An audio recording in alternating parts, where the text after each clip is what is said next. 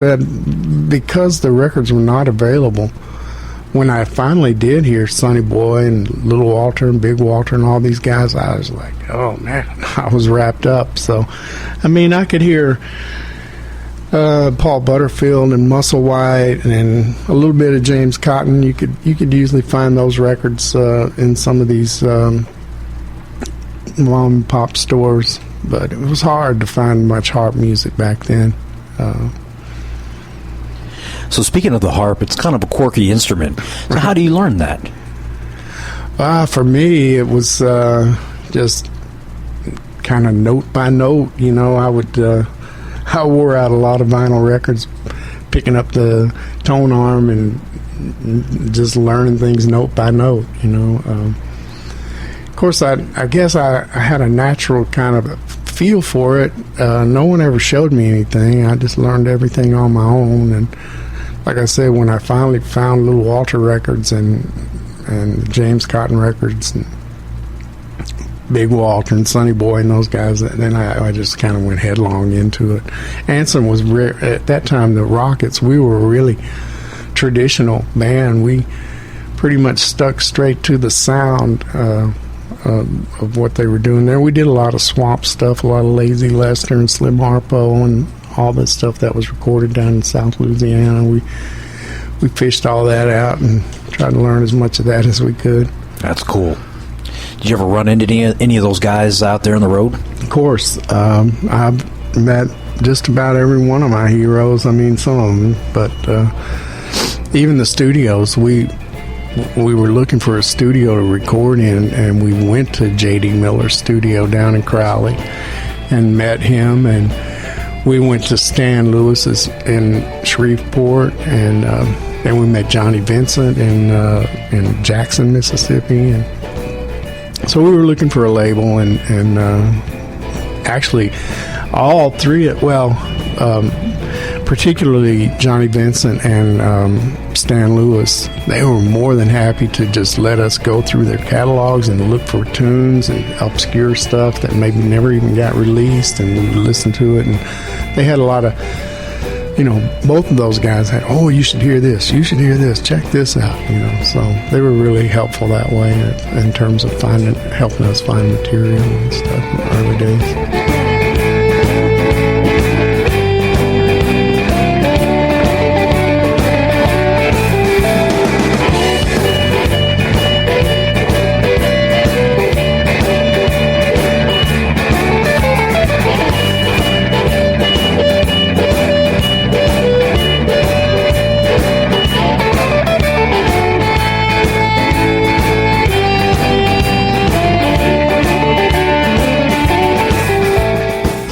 Do you remember the first harmonica you ever bought? I do. I mean, it's the one I just told you. It was like $2.75. It was a Marine band, and I still play those today. Was it a C? No, I don't remember. You know what, though? I think it might have been because the Yardbirds is the song I was trying to copy, and I think it might have been a C harp, actually. So now at some point, you had mentioned this, you went with Ronnie Earl and the Broadcasters, and so how did that happen? Well, Ronnie and Jerry Portnoy at the time came to Dallas to do a show, and they came from Boston, just the two of them, and they went and did a show in Austin, and they picked up Sarah Brown, the bass player, and Rod Colonna, the drummer, and then they came to Dallas to do a show. They really didn't have a singer. So I went down and sat in with him, and we had a really good time hanging out. And a couple of days later, I got the call from Jerry, and he's like, "Do you want to come up?" And I had been out of Manson's band for about a year at that time, playing with another guy in Dallas, and I said, "Yeah, let's do it." So we went to. I went up to Boston. We played a few shows, and everything went really well, and shortly after that, we were on the road and touring Europe and all over, Scandinavia and all up that way. It was a lot of work in Norway and then up that way back in those days, so we took advantage of that. And actually, Ronnie got me my first trip overseas, so forever grateful to him for that. Was it a big difference for you being in Ronnie's band versus being with Anson? It was a big difference. Like I said, Anson was a lot more traditional, pretty much right down the middle of the road, and didn't really sway too much from that. Ronnie, however, was open to a lot more styles, and he was into a lot more jazz, and I learned a lot about different styles of music when I got with Ronnie, and it really broadened everything. I don't know. I know that a lot of people that I've talked to,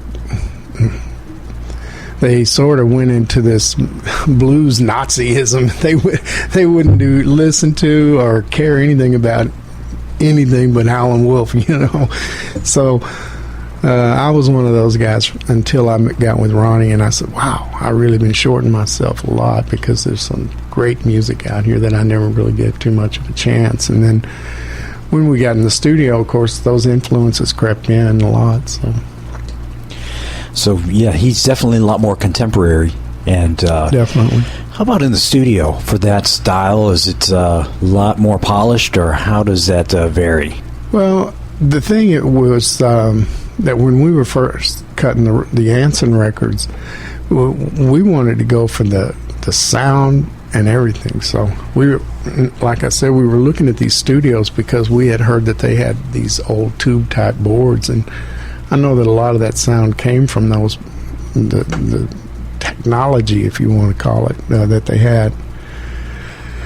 So when I got with Ronnie, it was a lot different. It was that was not, Anson, like he wanted the bass mixed down low. He wanted the kick drum mixed down low, like it wasn't even there almost. Whereas Ronnie had a lot more contemporary ideas about the way the sound of the record, that he wanted. Recording, we basically cut everything pretty much live in the studio.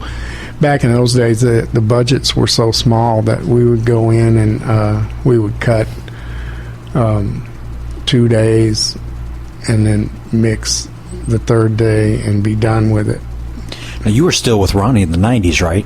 Mm-hmm. I started with Ronnie in 87. 87. Did you feel like you got a lot more attention in that band at that time? Oh, definitely. The times I spent with Anson, as far as doing anything nationally, we never did. We kept it pretty much regional. We would come to California for festivals and stuff, usually once or twice a year, but the rest of the time we were playing Texas and like I said before, Kansas City, Omaha, Nebraska, Jack, Mississippi, Louisiana. That was kind of our little running area, Ronnie, it was a different deal. We were straight off to Europe almost immediately when I got up there. So big festivals as well. Yeah, and actually we had the same booking agent as James Cotton at the time, so we were touring with James in Europe and in the States, which, James has always been a big draw. Absolutely. And it just helped us a lot. I like the way you walk, and I sure like the way you talk. I love the way you move every time we get in the groove. I like your style, baby. I got to keep my eyes on you. I sure like your style. I can't let you get away from me. Every time we get in the groove, baby, I sure like your style. I like your style.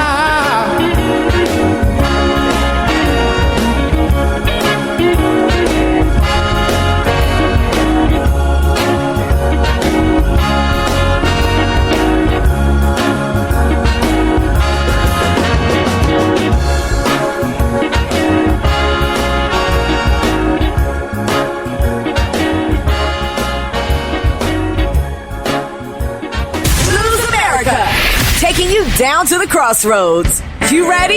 You ready? You ready? You ready?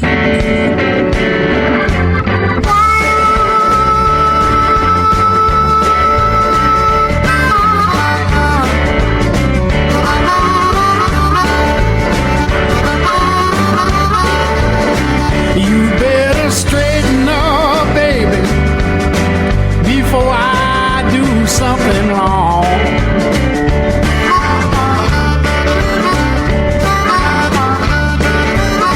You better straighten up, baby, I say, before I do something wrong.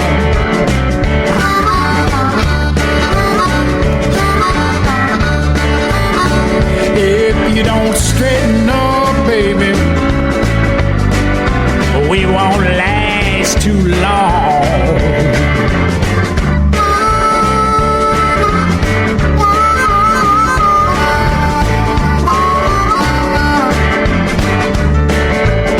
You better straighten up, baby, and put that whiskey down. You're listening to Blues America. I'm Drew Verbis, and I'm sitting down with famed blues singer and harmonica player Darrell Nulisch at Record High Vinyl in Phoenix at 4242 East University Drive. Now, Darrell, what about blues societies? Did they have those? As far as the blues societies and that go, those things actually, I don't even think we had a blues society in Dallas in the early days until, like I said, with Robert Cray's success and, of course, Stevie and the T-Birds and all the success that was, going on in the blues world, I think that's what kind of prompted those blues societies to pop up. So, moving ahead a little bit, and then next you sang for James Cotton. Right. How did that happen? Well, he had a bout with throat cancer, and he really tried to keep his voice, being able to use his voice. But after a while, it just became obvious that he couldn't do it, and he was in a trio format at the time with a great keyboard, David Maxwell, and Rico McFarlane was playing guitar, and so I was good friends with David. And he called me and he says, man, James is just, he can't even make it through a set anymore. We got to get somebody to sing, and I've been pushing for you to do it, and, do you want to do it?